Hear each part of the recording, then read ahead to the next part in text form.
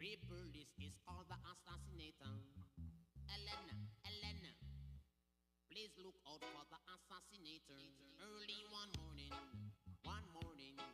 news flash wake me out and miss the E. 3 man and a woman, also a child. They lay down it into the street. I know I did not see it, I only just asking who do it, how do it, and how do it, how do it, and how do it. Some see them not know, some see me be so old. Hey, better munden, ben dunden, ben dunden, ben munden. When the mommy na ben a so boy, play the men and go on all over the world. Hey, holy mom assassinator, kill my woman and children, leave the traitor. Some of them have to run leave the area, run left them furniture. Please set up your ear, police and soldier. F-16 to my shoulder. Ellen, look out for the assassinator. Bang, then. When me mommy na me na so boy, play the men na boy, play the men na boy.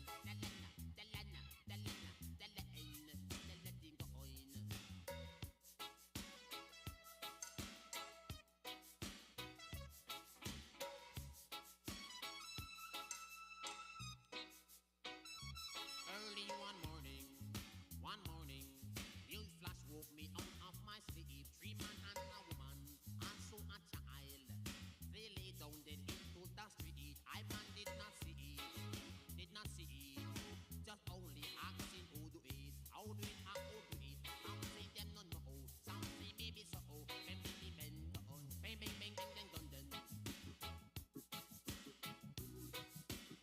Bang,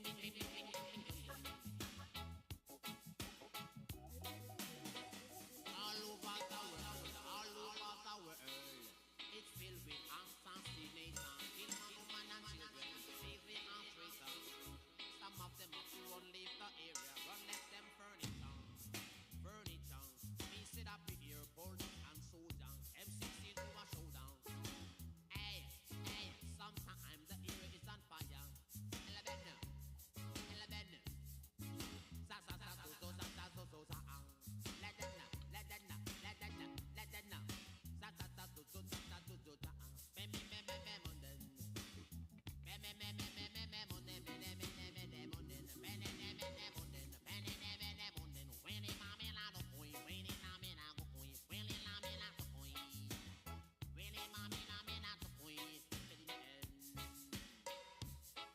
One morning, remember the assassinator.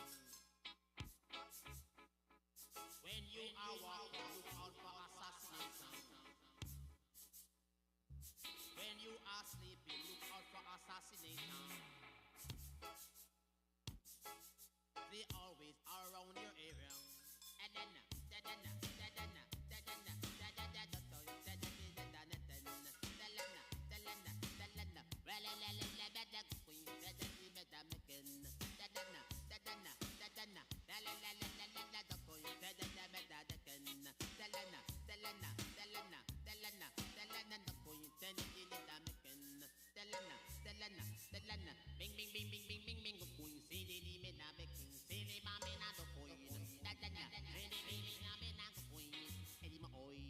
Early one morning, news flash wake me out and miss the E. 3 man and a woman, also a child.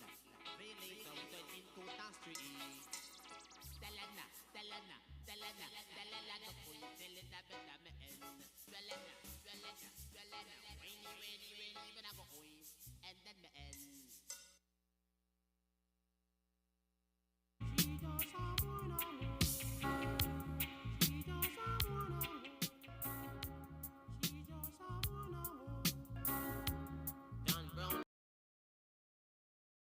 John don't say him history still at one. As him dead more. Yes, Here in downtown Newport, hope everybody found some parking. But I'm pretty confident. Here in downtown Newport, hope everybody found some parking. But I'm pretty confident has downtown Newport, hope everybody found some parking. But I'm pretty confident has done something that no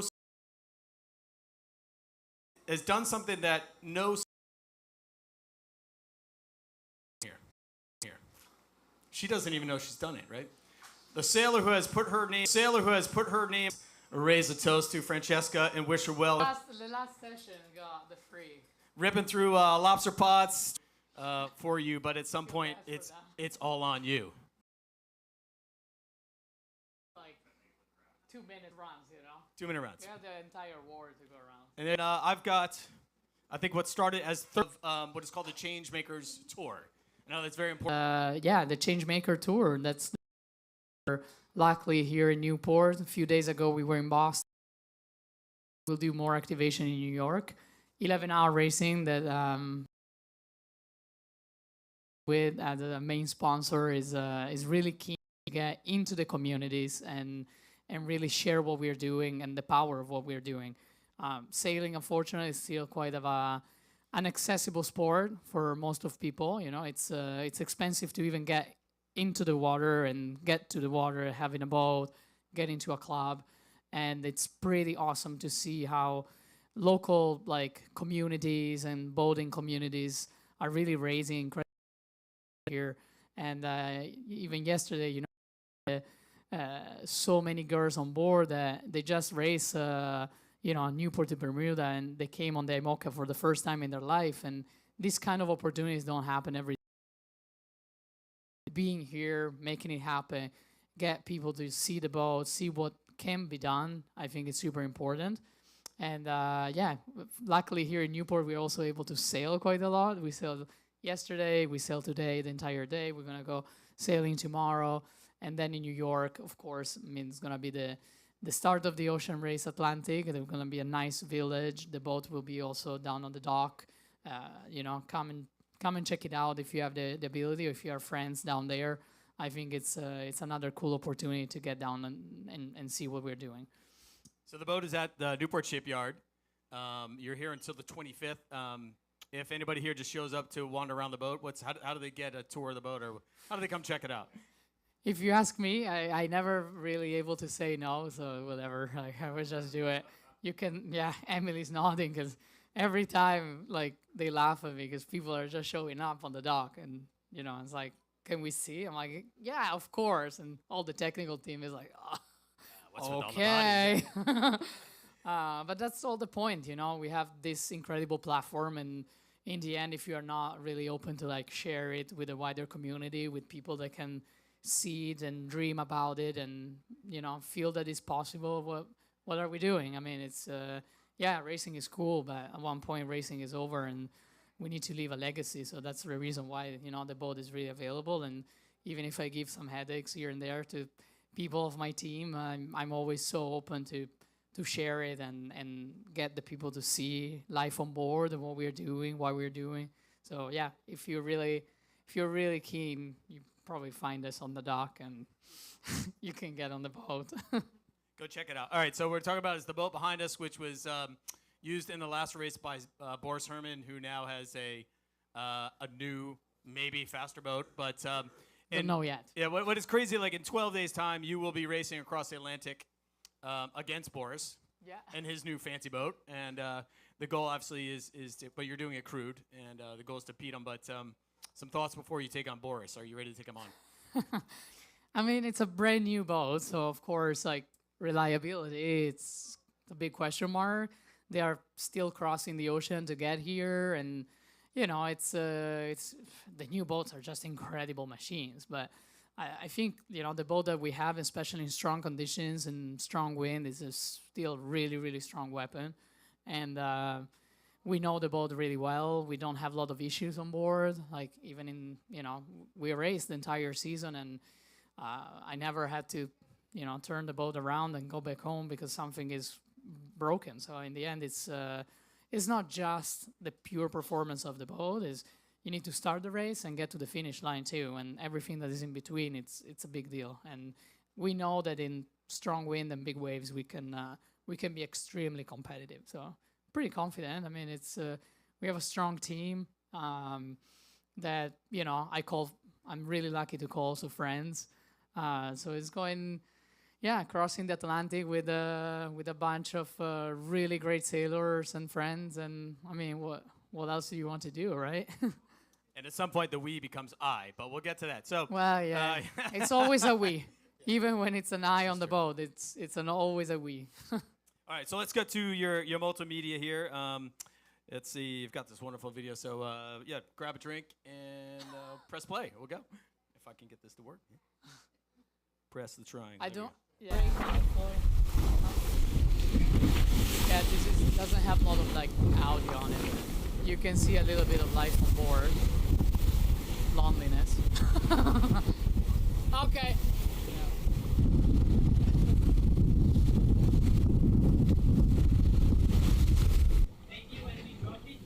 All right, so maybe today you were driving, obviously from this outside viewing point here. This was your seat here. You've got the tiller, and then how much time are you actually driving versus letting the autopilot take control? Actually, when we are doing like crew racing, we are driving a lot. Most of daylight nowadays we are driving the boat. At night is really complicated. Like the boat is not really made for driving. Of course, when I'm solo, I never drive the boat. I mean, it's impossible. Like you need to do everything else. So luckily the autopilot is good enough that it can do the job and I can focus on everything else.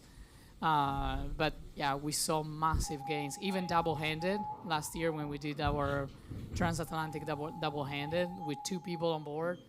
During the daytime, we were driving all the time, 2 hours each. So yeah, and the performance gain was massive. And so yeah, it's solo. I mean, it's just not possible. You will not be able to focus really on the performance on the boat. And this is the autopilot, actually, the entire system. It's a bit like an airplane. So you set up all the values and then you see how the boat behave and you can change the values, making sure that the flying is as stable as possible and the course is as stable as possible. And yeah, this is the entire cockpit of the boat. So this is where most of the performance happens. All the maneuvers happen. Information about the performance of the boat, the loads around the boat, and on your own, everything just takes longer. But it's the same exact like sequence of action that you will do with a crew. It just takes so much longer. There's no downtime on this boat.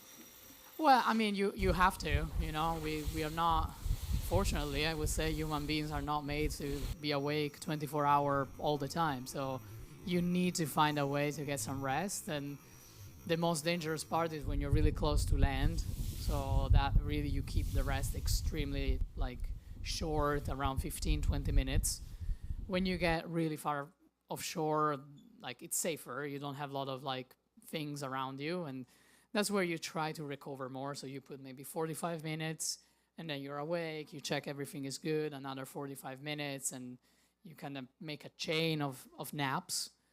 But yeah, there is this common rule that you should at least get 4 hours over the 24 hours of some sort of rest. So you try to stick with that.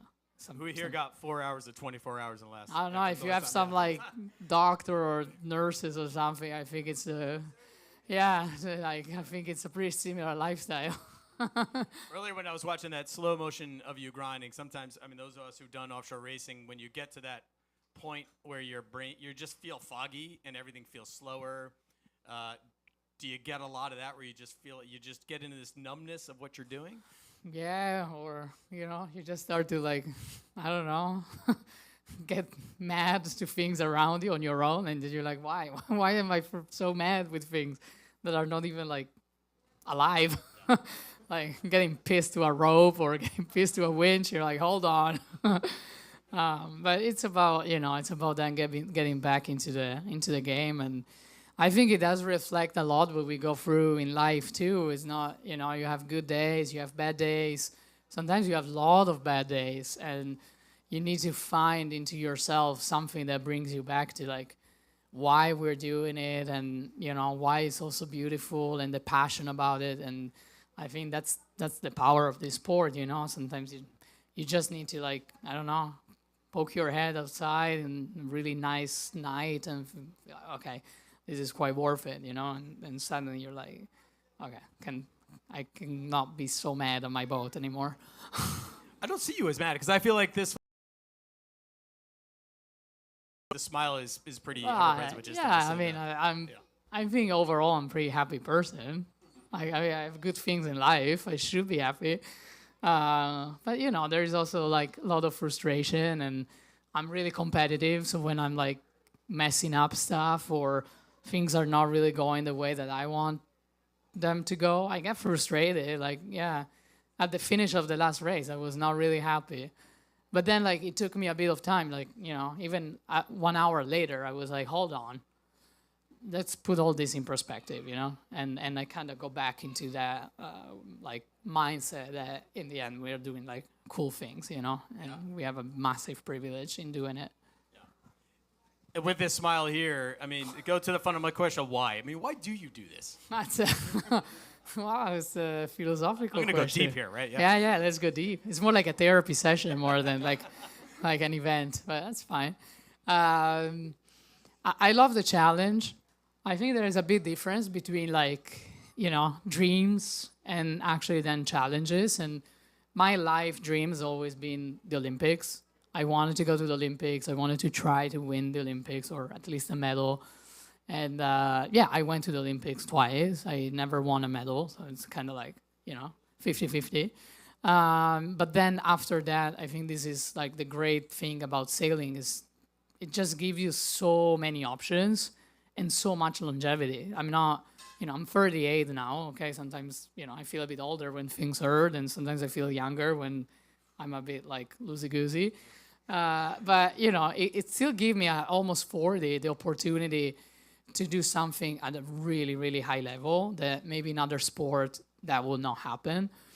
So at one point after the Olympics in Rio, I was really like bummed. I mean, I was not depressed, but definitely not happy because we came home with nothing in our hands, and suddenly you feel that your entire life is over. You know, you put so much effort in it, but then like this sport is really like puts you in front of so many other opportunities, and that for me was really special. And offshore racing was definitely something that got my attention, and it's just all the mix of things that I love, like the adventure, that being in the elements, but also the really high performance part of it, like racing against amazing sailors, having to like problem solve a lot. I'm joking, but sometimes I'm like, oh, this is like camping, backpacking in the ocean, you know? I do it at home in the mountain, and I just have to do it on the water, but it's kind of the lifestyle that I really love. And in the Vendée Globe, I never had the dream of the Vendée Globe, but now I see it really as a massive challenge. And it's like, okay, how I'm gonna tackle this and try to, you know, be the best version of myself and go around the world and stay positive and hopefully get to the finish, you know? I mean, that's driven by the opportunities, right? To go from that to being with Turn of the Tide of Plastic was your first ocean race, right? And then you're with the previous 11th Hour Ocean Racing. And what was there some miraculous opportunity that kind of got you into the scene? It's a hard question because I feel like there is always a mix of like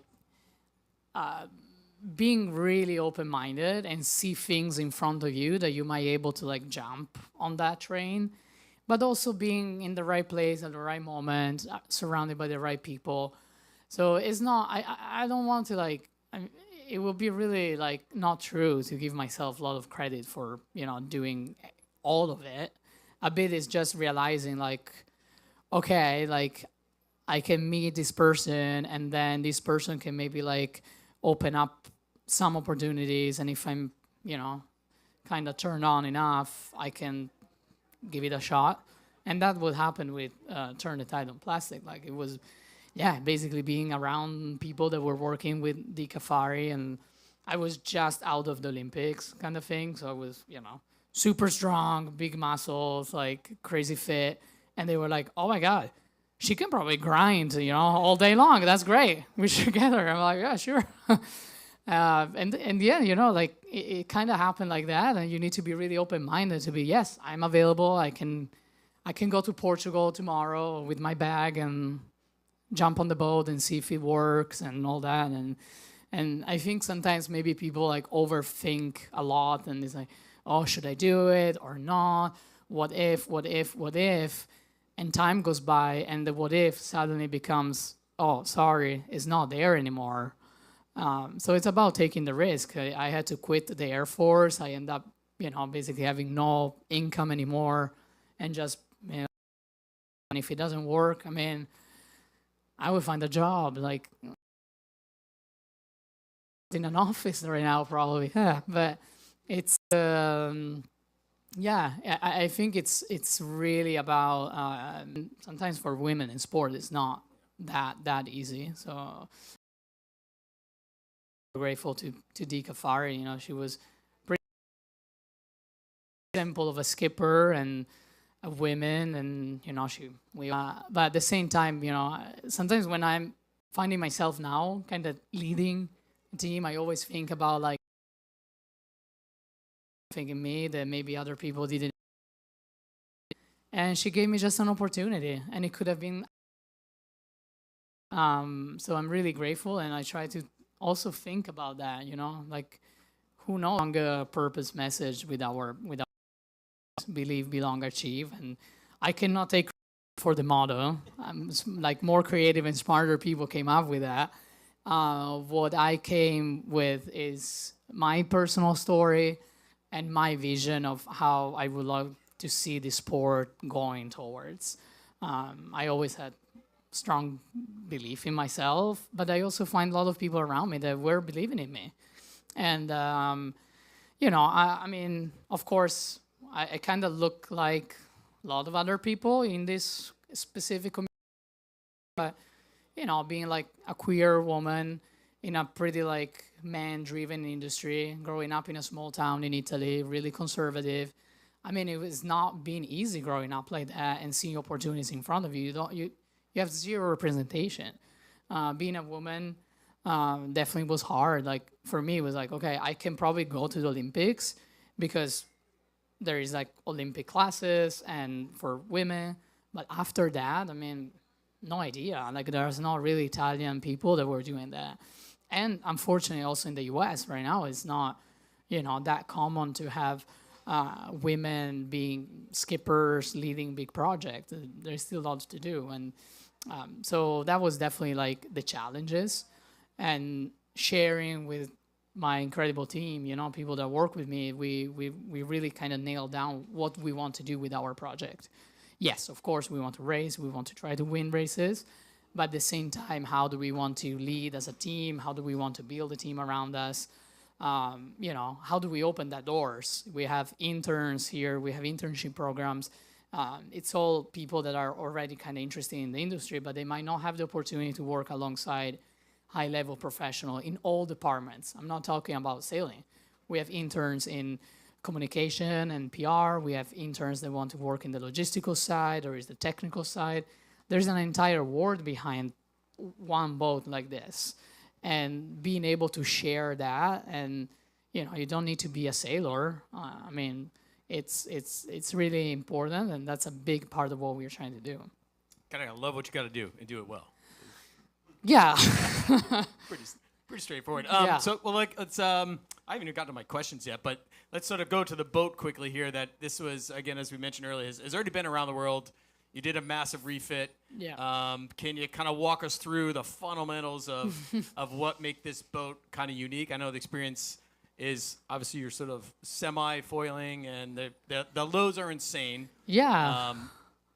Walk us through this beast. Yeah, especially if there is non-sailors today, that I will really be super honored, because that we try to share this with as many people as possible.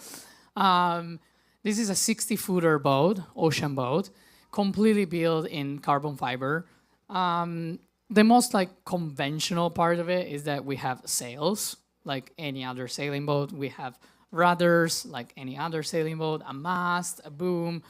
But the really specific part of it is that we have these two foils, one on each side, and that really allowed us to fly. We are not a fully flying boat. If you ever saw the America's Cup with the latest boat, because we also have a similar system attached to the rudders, we were really able to like fully fly on top of the water.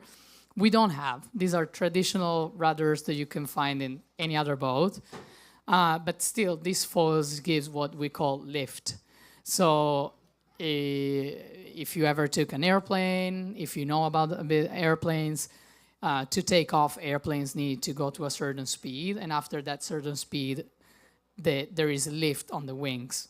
We are working in a really similar way. So we have what we call a takeoff speed, and after that, there is enough pressure on the foils that will lift the boat up. What is that takeoff speed? Does it depend? It depends, but it's around 15 knots, a bit less sometimes. If it's really flat water, it's around 14 and a half. But if you have waves, so the flow on the foils is not stable all the time, it's a bit higher, around 15 and a half, 16. Some of the new boats take off really early. like too early. I can imagine. So, but and a lot of the force when you're driving today, you were driving from the tiller extension. Yeah. Which I'm from the rooftop here. You can't. It's somewhere up there. It's But here, this little yellow point. there's a lot of There's a lot happening between there and the rudders and the loads. I mean, at least in my time, we're pretty incredible. Yeah. Once this thing is fully wicked up and flying, what's the sensation of the boat? I mean, the boat is really loaded. To be fair, it's not really built to be hand steered.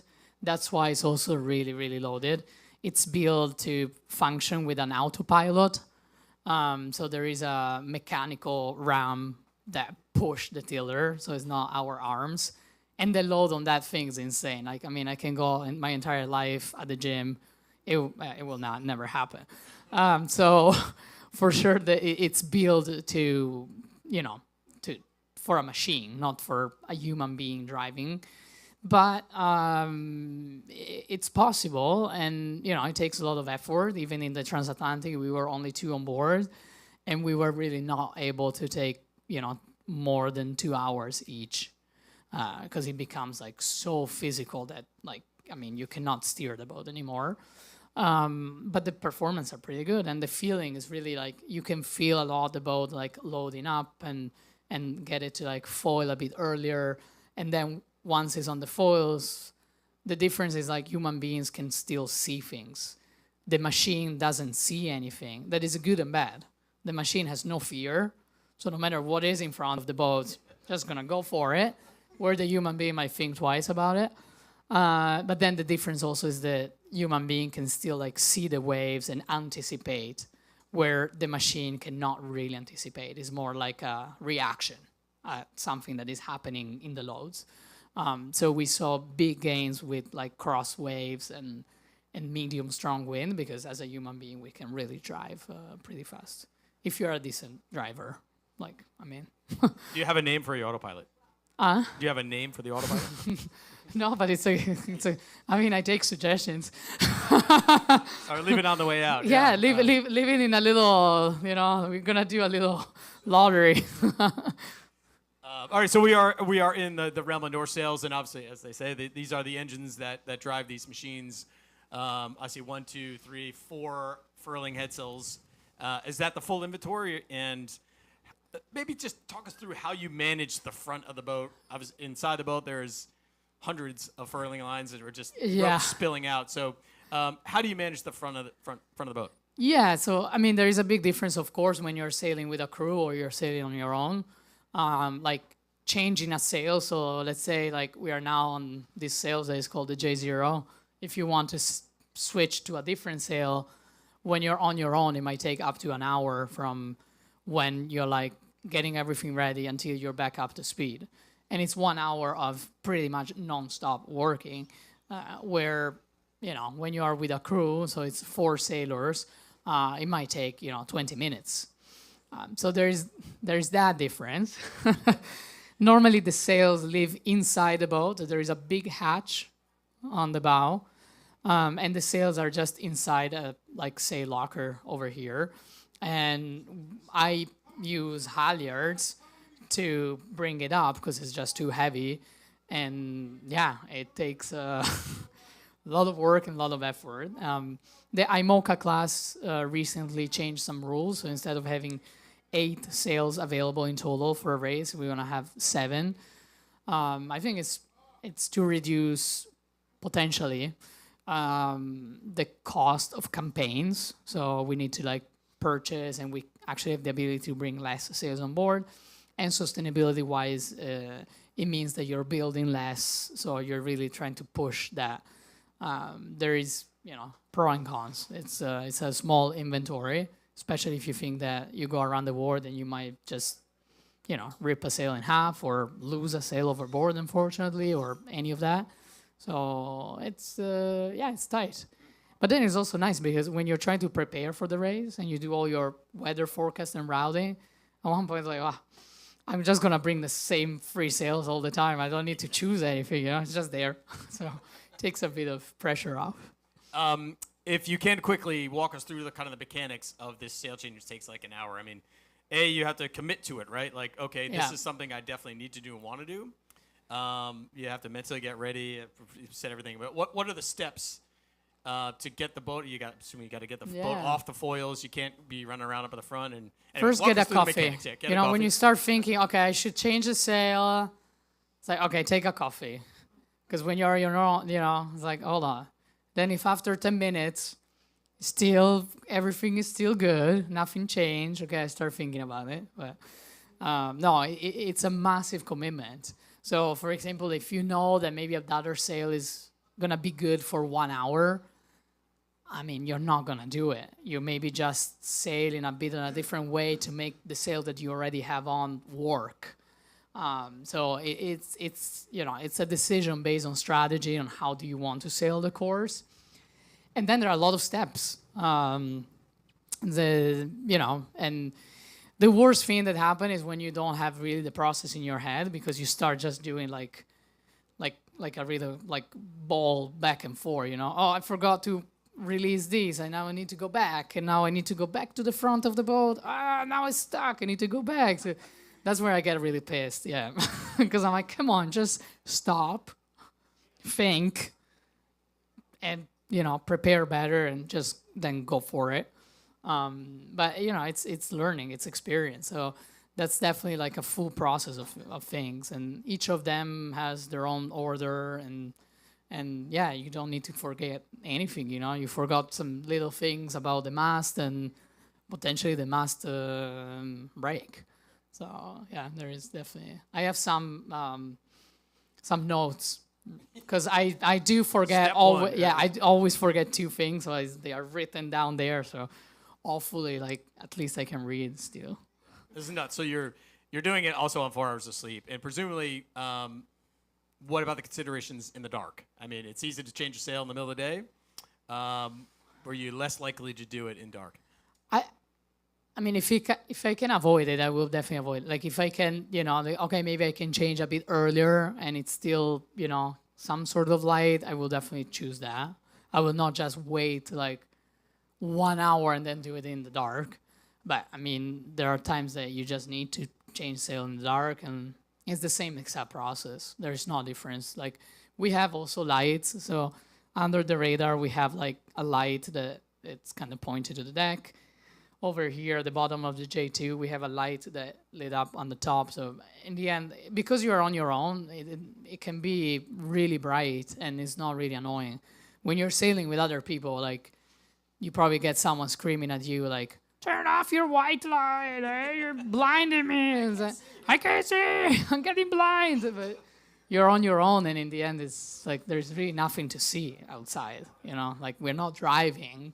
You don't want to like get used to like the darkness to almost be able to see at night. Like, it doesn't matter. Like, so there is not a lot of difference, but we slow down. Like, we will never, like, I will never even go on deck like this. It's too dangerous. The boat is going too fast. It slams on the waves like really aggressively. So we always like bear away, slow down, and then get into the maneuver. You can prepare certain things beforehand, but In 80 days of doing this, I mean, a bit less, no? 80 less than 80. 80 is quite a lot. All right, so less than 80. I think they hope that it takes longer. Sometimes, it's like, oh, stay at sea. Come on, please. Stay safe. Yeah. Yeah, keep going. Another lap. Before we move on from the boat and this, maybe just a quick sort of inside look on what you've done to make the boat faster. I mean, In the winter or no? What? so you're racing in 12 days. You've still got more improvements to do to the boat. But from Boris's boat to what you have today, I mean, what are the most important things that you Yeah, can do? we definitely changed some stuff. I'm maybe a bit more minimalist than Boris. So a lot of things inside the boat that were quite based on comfort, I would say, that's been taken off.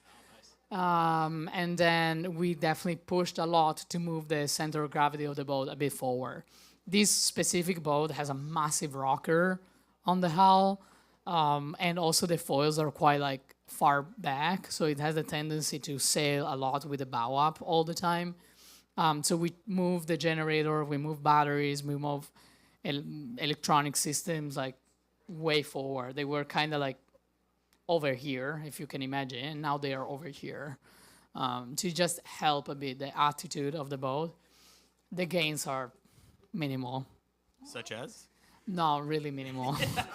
Such as that you just try to believe that it makes a difference because of all the hard work of everybody involved in doing this. So, but you know, it's the technology is moving so fast that somehow you need to keep up with it, and you know, new foils, new sails, like getting things like.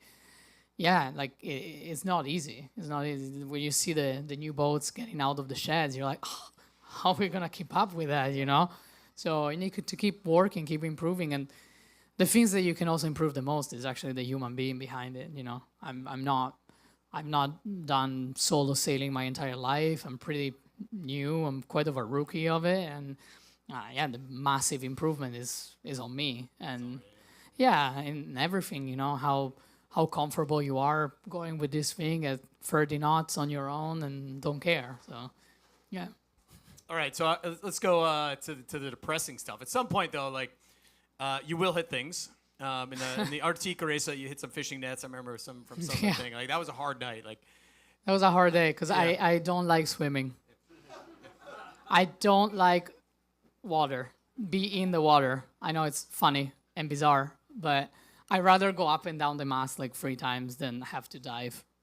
Like, so that was, I was like shaking at the idea of like, oh my God. Tell us about that little, that incident there. I mean, because that is very important, right? And part of your experience, right? And how to deal with that when that comes and if it comes later. So for those who didn't follow along, maybe a quick story of what happened in that incident there.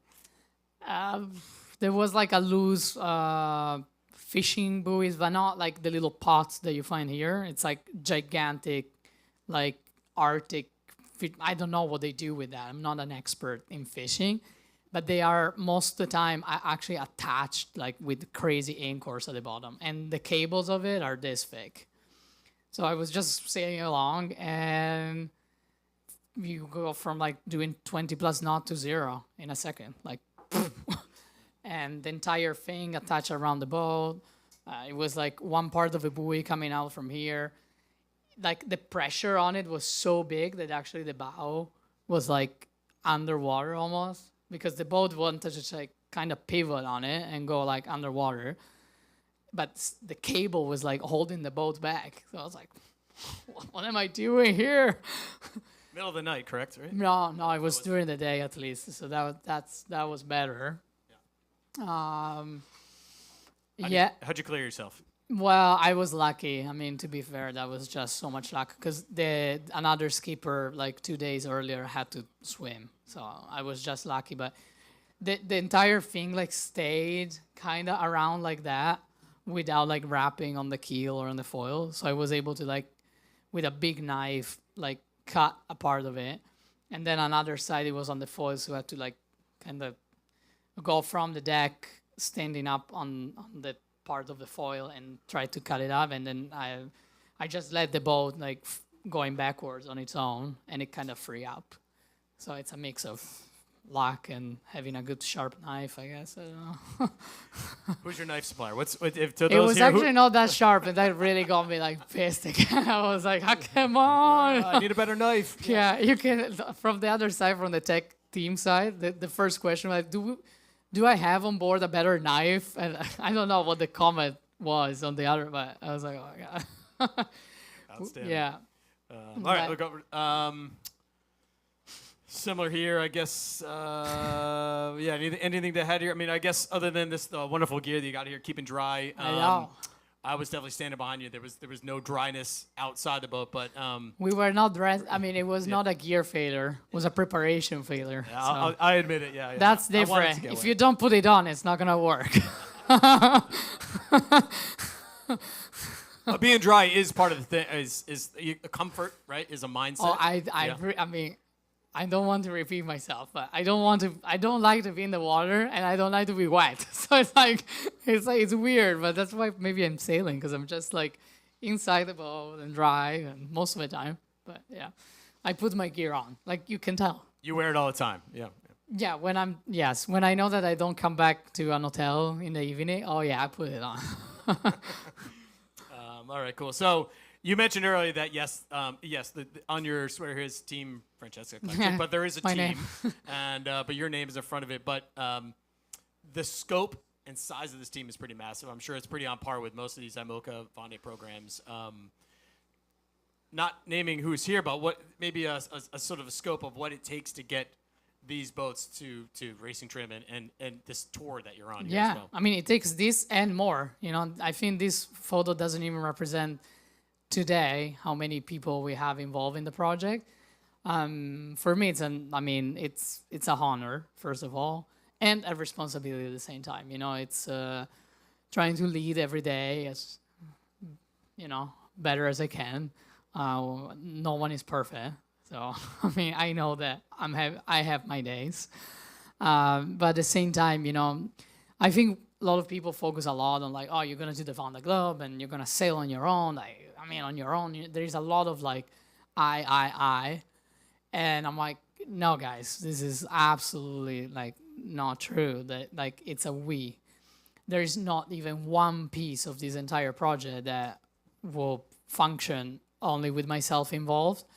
And each single person in the team is just fundamental for making it happen. And I do feel like it's good pressure. We always talk about pressure as sometimes it's like a bad thing, but I do feel a really positive pressure every time I leave the dock and I go racing, because I feel I'm racing for 25 people. I'm not racing for myself. And it's really special, you feel that support, you feel like, you feel the love. You might have a day where you struggle, you get some good like texting messages with people in your team, and it keeps you going, And the moments where you want to give up or, slow down because it's getting hard, it just gives you like really a lot of motivation. So like, why? No, I'm not going to give up on this.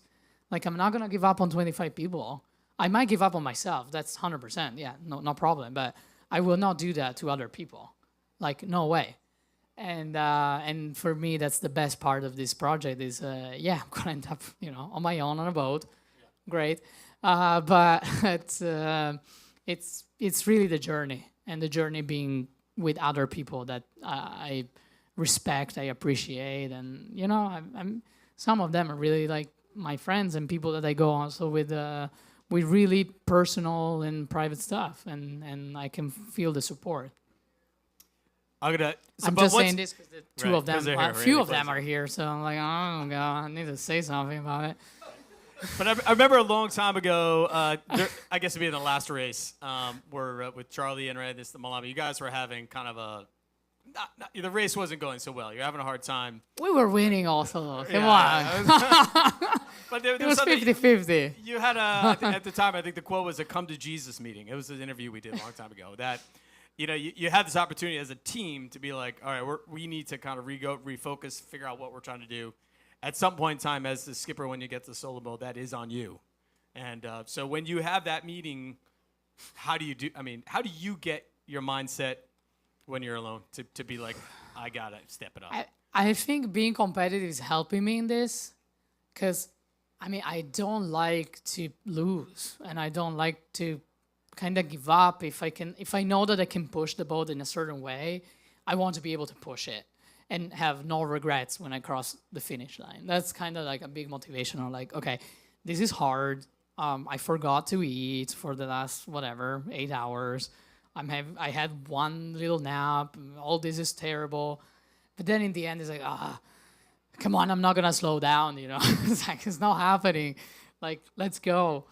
And sometimes it's just taking a big breath and being like, okay, the boat is going well, everything is set up, and I'm just gonna take a break. Like, get me like, boil some water, get a meal going, just refocus. And I'm not doing that on my own. I'm working with a mental coach that is helping me creating that tools. I'm going to therapy for my own life.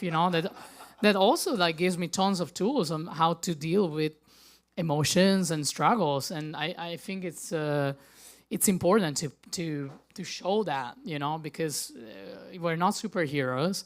We are doing, it's a cool job, but in the end, we're doing our job, right, out there.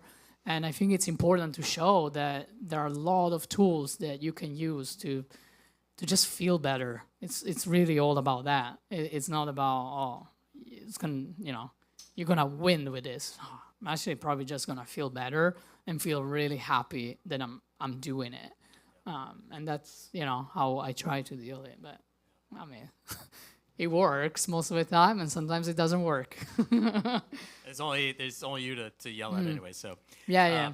When I yell, it's more like the Italian spirit is coming out. Yeah. When I get more stable, the American spirit comes in. So it's a good balance. Yeah. I remember once doing a talk with Charlie Enright, the former guy, and he said, "Why do you always focus on the bad stuff? These like hard times, the hard days, and like, they're the glory moments of some of these races that you do.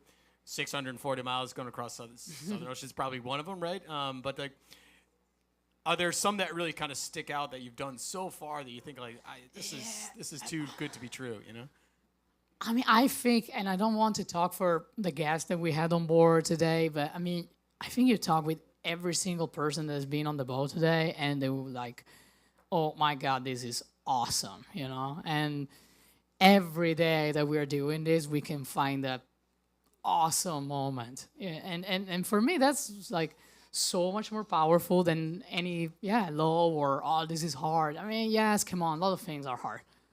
Let's be real. There are a lot of people that in this planet that goes through crazy hard things. What we're doing is not that hard, okay? We're just sailing on a boat in the middle of the ocean. Like, let's put everything in perspective. And I think it's the beauty of being able to like go so fast with the power of the wind, with like silence around you. Now with the fall it's a bit more noisy, but some sort of silence. And I have experienced the best night skies in my life. I experienced the best sunset and sunrises in my life. Probably, I experienced also like some of the best time with my own in my life, I'm very social. Like, I know my people say that I talk a lot. I do talk a lot. But I do love being on my own too. And just with my own thoughts, with my own craziness. And that opportunity, it's just beautiful, And I think we all need to remind ourselves in our own lives how much beautiful thing we have every day. And I think that will put all the hard moment in pretty good perspective. Well said. Behind us is Lorient, which is the team base, right? But obviously, those of the solo world know this is where you have to pass through Lorient to get into this world and understand it. Yeah. And we think the Newport Shipyard is amazing, but this place is insane, right? Maybe a quick kind of snapshot of what it's like being immersed into the scene of the best solo sailors on the planet. The word crazy, I think, is pretty accurate, but how to explain it's hard. Like, it's a weird place. Let's be fair. It's not that beautiful, okay? Like, I know you live there, and I appreciate you, but it's cement and like old buildings from the war, and okay, great. But the culture, the offshore racing culture that is embedded in this place is absolutely insane. And I never found anything like that before. My first time in Lorient was a few years ago with a Figaro, when I did my first Figaro campaign in 2021. And there is a little Figaro over here. It's so cute. It's so cute. Uh, and just like last year or this year, Erica Lush, that pretty local, also did the Figaro season. Unfortunately, she has to like withdraw from one of the leg, and that was a big bummer. But it's special. Like, I mean, you cannot do this kind of racing anywhere else in the world. And you have from the Mini 650 to the Figaro to the Class 40.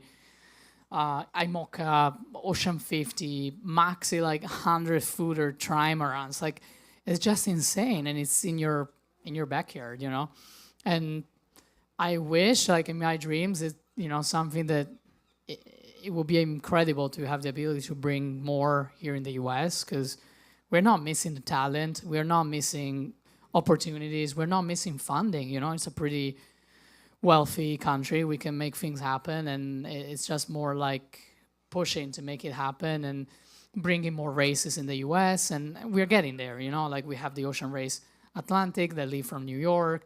There are transatlantic races that leave or arrive in New York.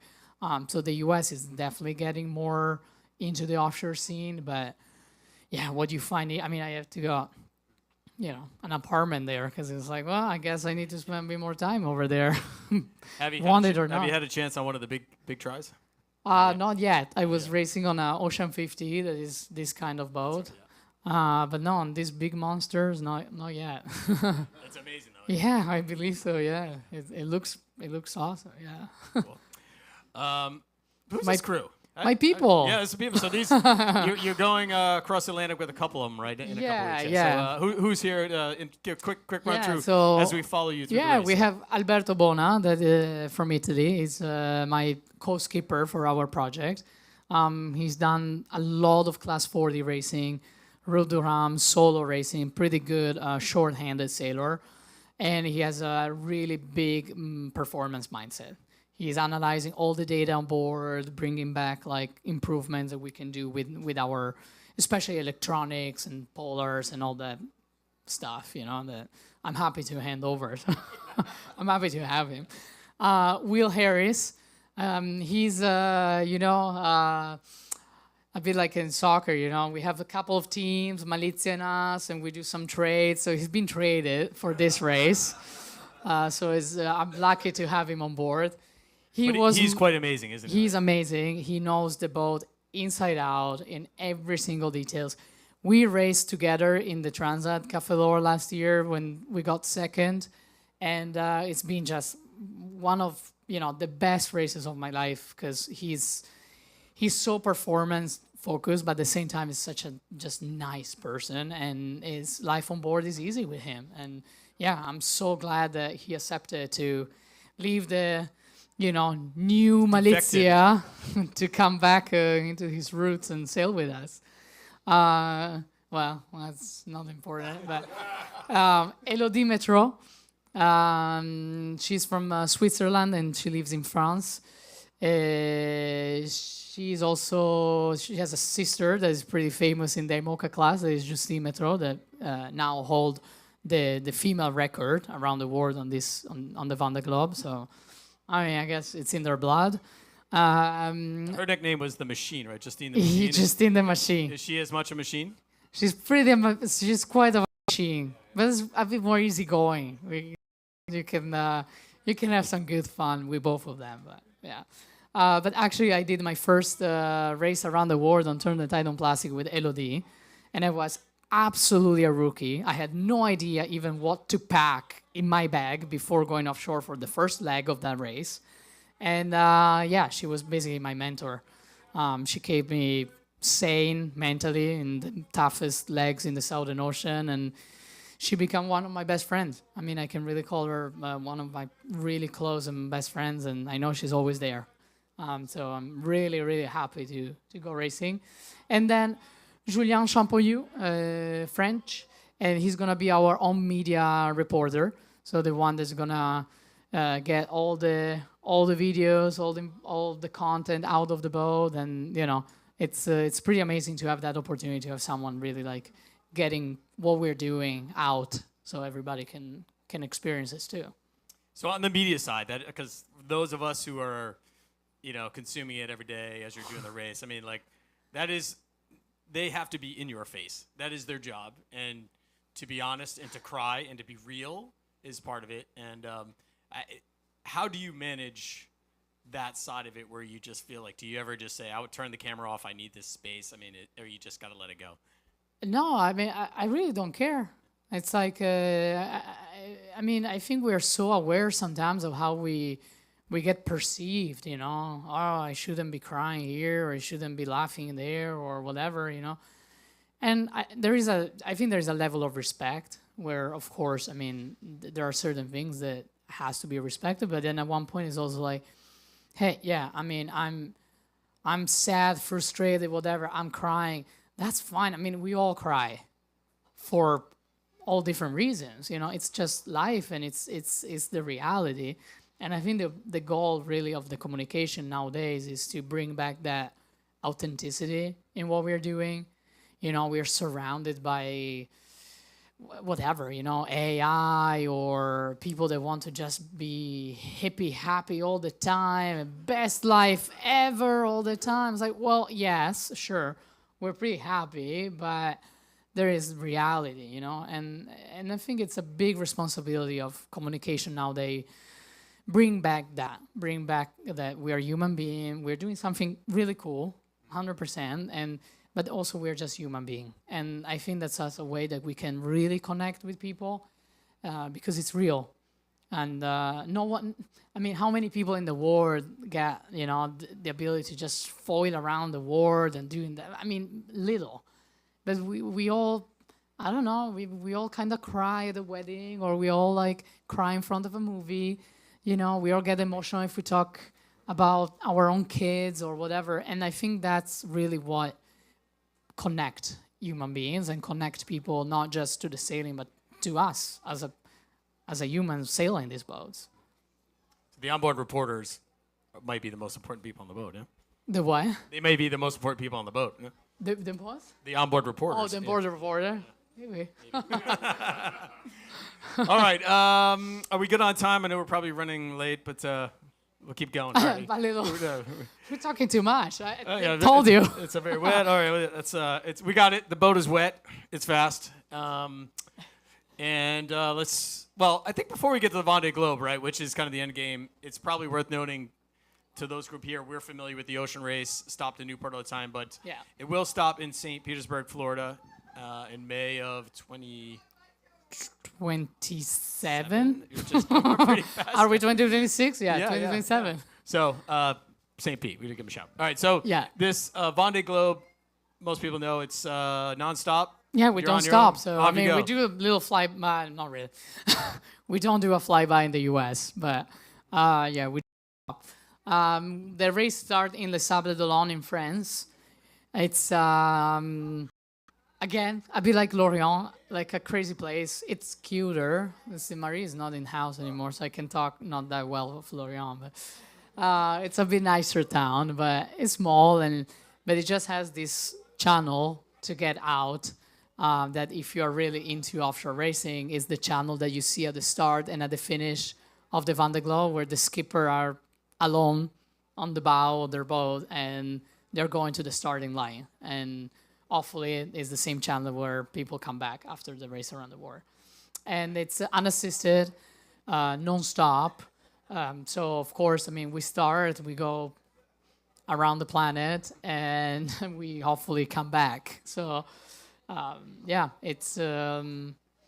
it's a goal, it's a big objective. That's what, as a team, we're working towards. And, before that, of course, there are a lot of racing. This year I did already 2 solo races.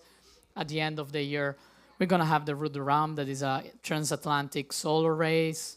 And then every year there's like opportunity to go and race solo. You need to qualify. So like the Vendée Arctique, that is the last race that I did So yeah, starting actually from the same place, which was cool, you know, like getting out of the channel with the boat that I will go back out of that channel to actually go around the world and feeling that it was pretty special. It was yeah, I did enjoy it. It was like a practice start. Yeah, and it's like it was music and people are just on the side of this channel like screaming and I was like, whoa, that's cool, you know. So yeah, a lot of racing. So you got out to the double-handed the Guadalupe. Yeah. No, that's solo. it's solo. Yeah. Then next year we have the Fastnet, and then there is a race in Lorient. Next year again there is a double-handed transatlantic, and then 2028 is really really focused on solo racing. That is the year of the start of the Vendée Globe. So that's a big one. We think we have a lot of racing. That's a lot of miles to cover. Yeah. Wow. All right, cool. I never got to any of my questions, so we're gonna have to do it again because I think we should let the audience Yes, do absolutely. something. It'll be more a conversation. I have 30 ready for you next time you're free. So yeah, let's. Anybody want to give it a shot? Back of the room, go for it.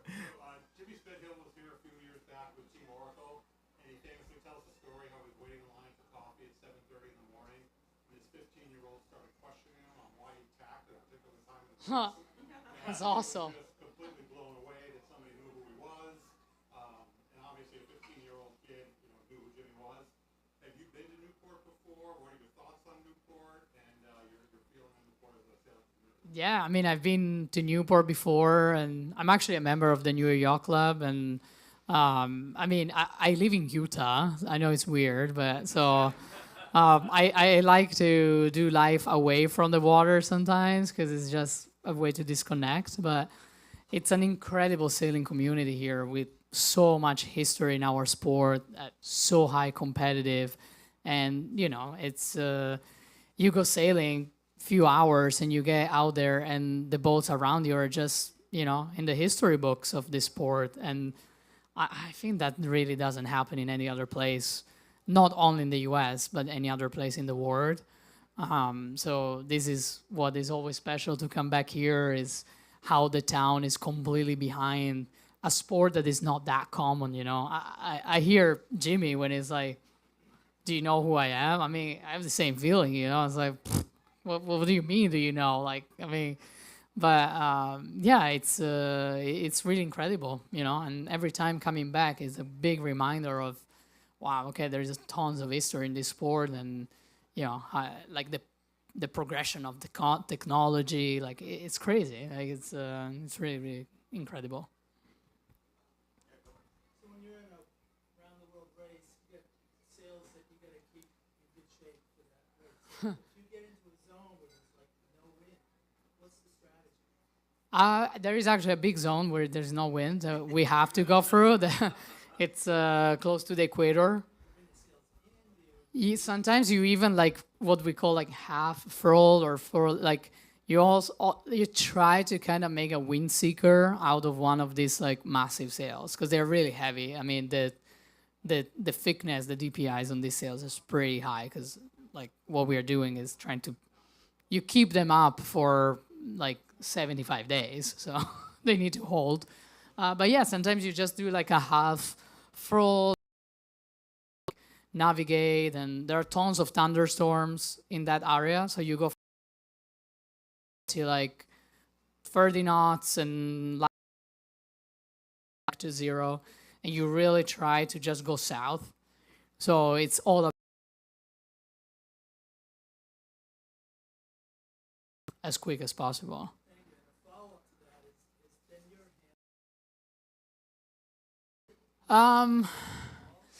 I mean, if you there is you actually lose steerage of the boat, so it's a patience game. Like it's horrible. Like for me, it's so much harder going through really really a big struggle. You steer a little bit, but I mean, yeah. You just wait sometimes and just trying to point the bow to like the next cloud and the next little system that hopefully will push you forward. Yeah. Question, just an observation. Inspiring when you said some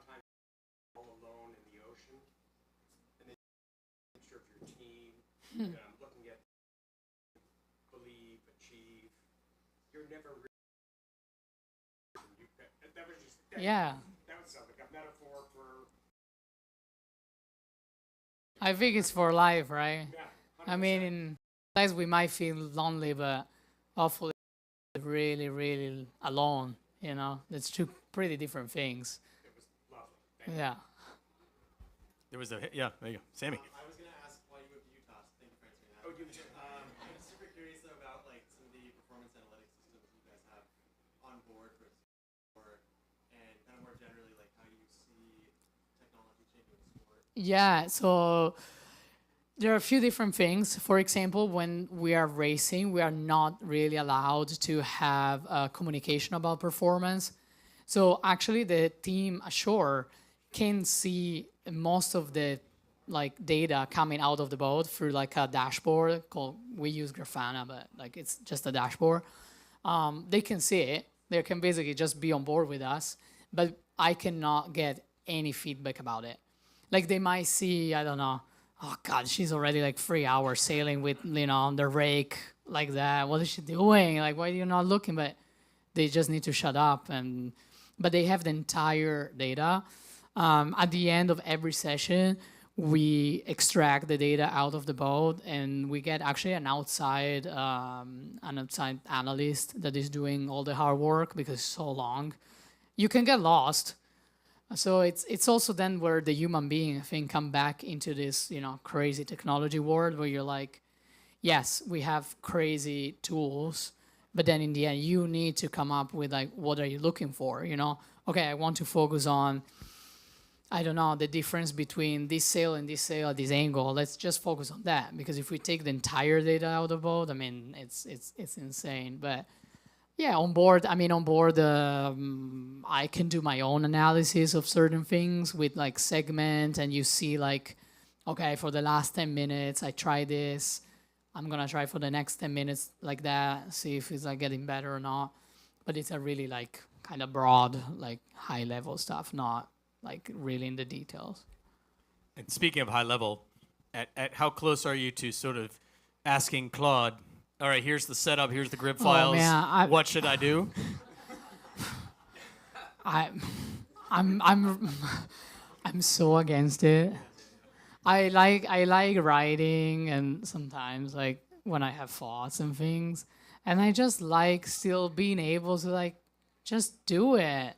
I don't know, maybe I'm old soul. So Claude's not doing any self I don't changes to use color it. calls, I don't use it, but It should be banned at some point, I imagine, yeah? I don't know. I mean, I'm not like, I use so many other technology, I cannot be, no. I'm not gonna be the one being like, oh my God, like, I think it works for so many other things. It makes some jobs and work efficient, and efficiency, it's part of, then probably having more free time to do fun stuff.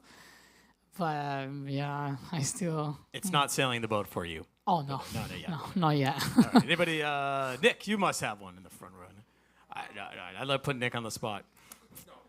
What? Okay, when you were talking that, I assume you tethered yourself being in the water in case you got separated. Oh, when I went on the foil, yes, yeah. What were you about getting tangled with your Yeah, I actually like.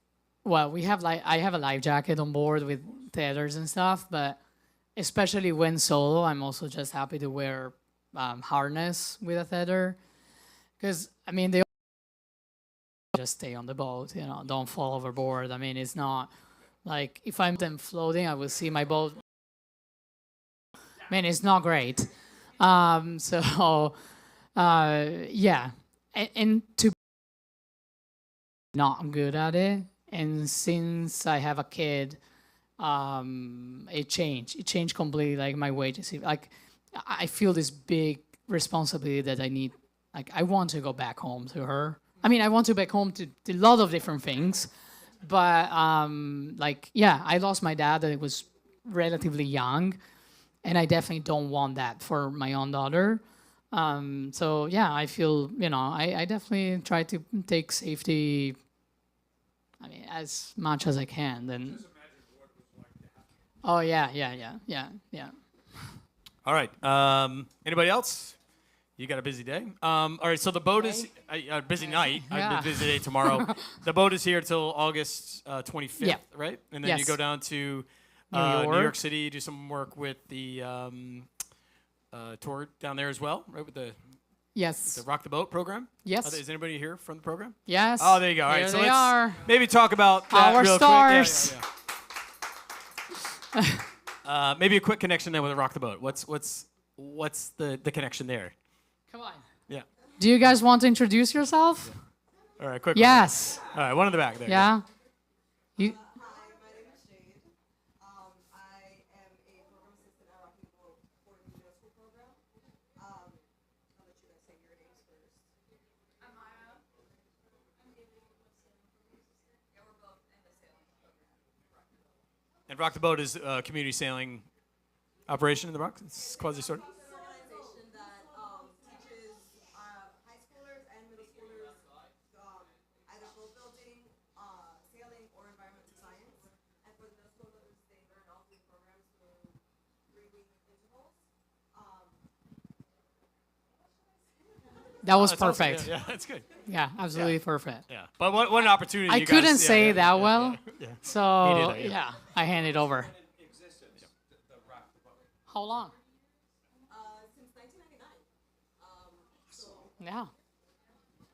It started off just as a boat building program in the basement of a college, and then our CEO and our founder Adam Green was able to branch out and slowly be able to move out of that basement into an actual full facility, basically. Yeah.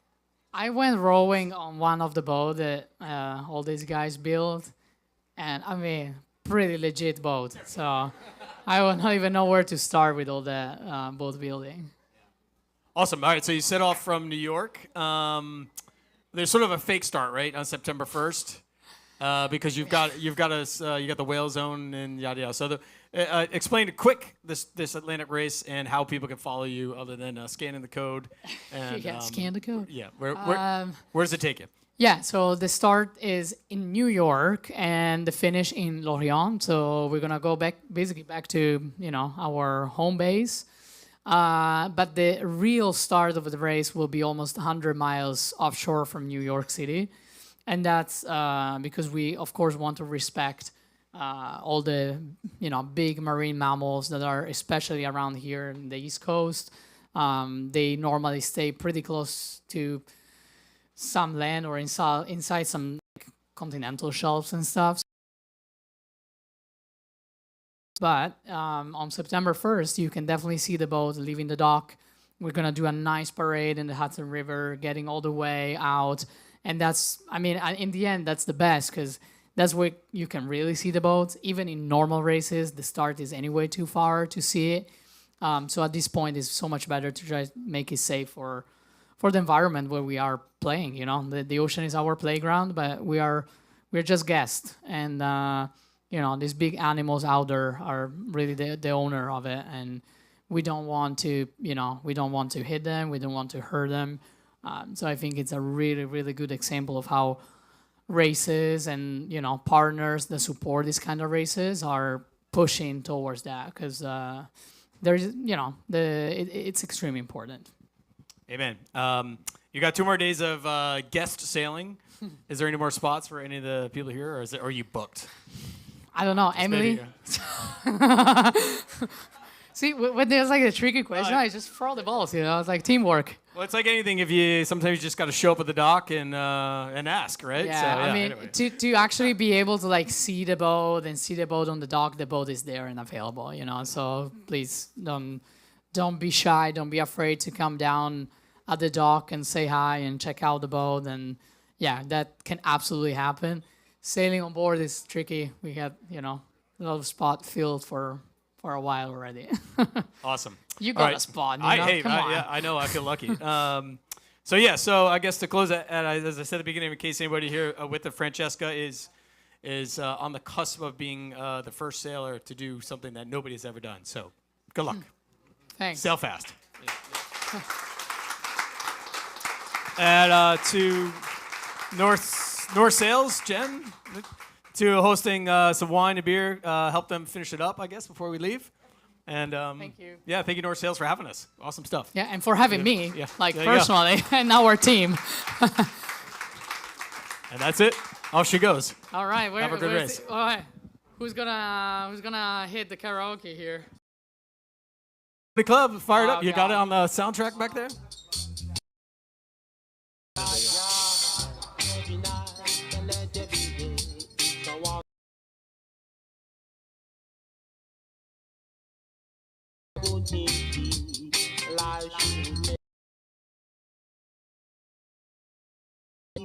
Happy and free, indeed. Every night and let there be day. It's a wonderful living today, yeah.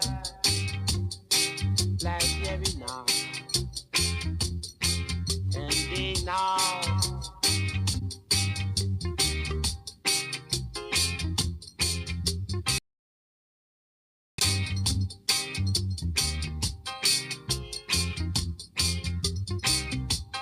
All awesome. We all go together, we're all in the game. Everyone is easy, happy and free. We should live together. There be night and let there be day. It's a wonderful world. There must be no day now.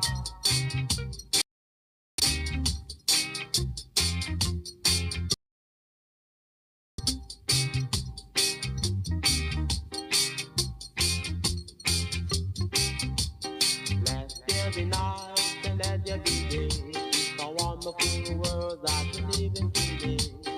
Loving one another, let the good things be. Life should make you so happy. Everyone is easy, happy and free, in peace and harmony. Let there be night and let there be day. It's a wonderful world that we live in today. Jah. Let there be night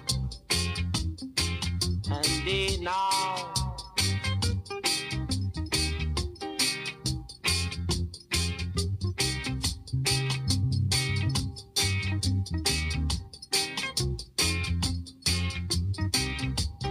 All awesome children watching and playing. They all go together, they're all in the game. Everyone is easy, happy and free. We should live